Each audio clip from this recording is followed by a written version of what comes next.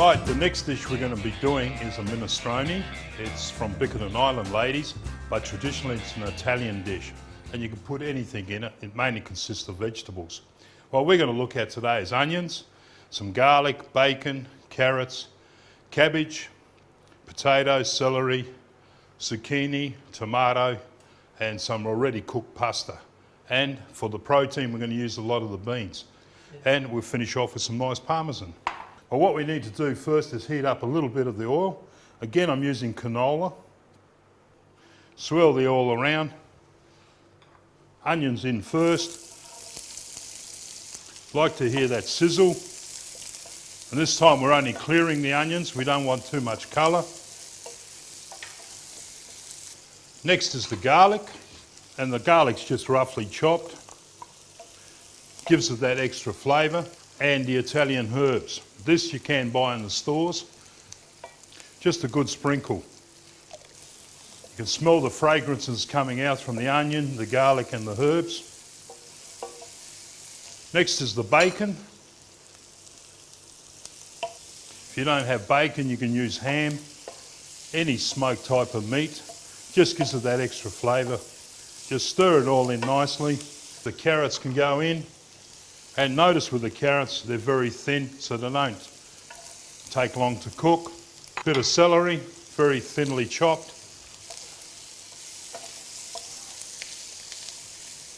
Keep the frying pan on number 10 to keep that heat in. Next you can put your potatoes in, and they're small dice as well, so they don't take long to cook.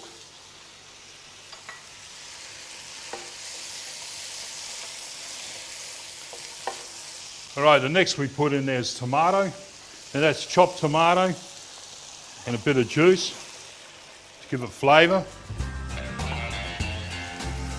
Add water and some stock cube.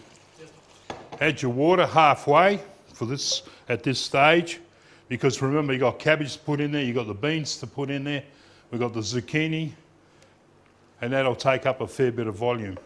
Also, we need to put some Maggi chicken booster in. Just a couple of sprinkles and some pepper and a wee bit of salt. Vegetables need a little bit of salt to bring out their flavours as they're cooking. Okay, you need to add some tomato paste as well, that makes it more richer.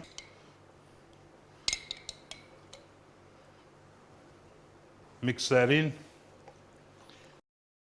And we need to bring it to the boil now. So we'll put the lid on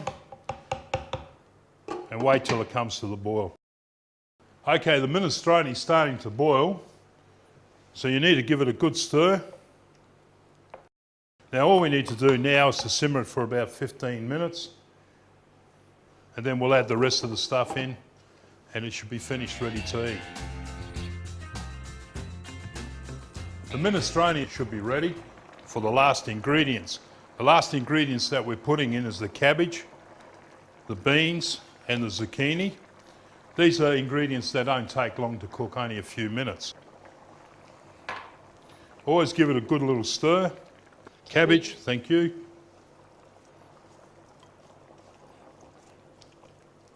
The pasta goes in last. That's cooked pasta as you're serving it. Okay, we put the lid back on, bring it back to heat, and simmer for a further 5 minutes. All right, the cabbage is nicely cooked and the beans are heated through. Now all we have to do is do another final taste. That's beautiful. Enough salt in there, nice flavours, and we'll serve it up.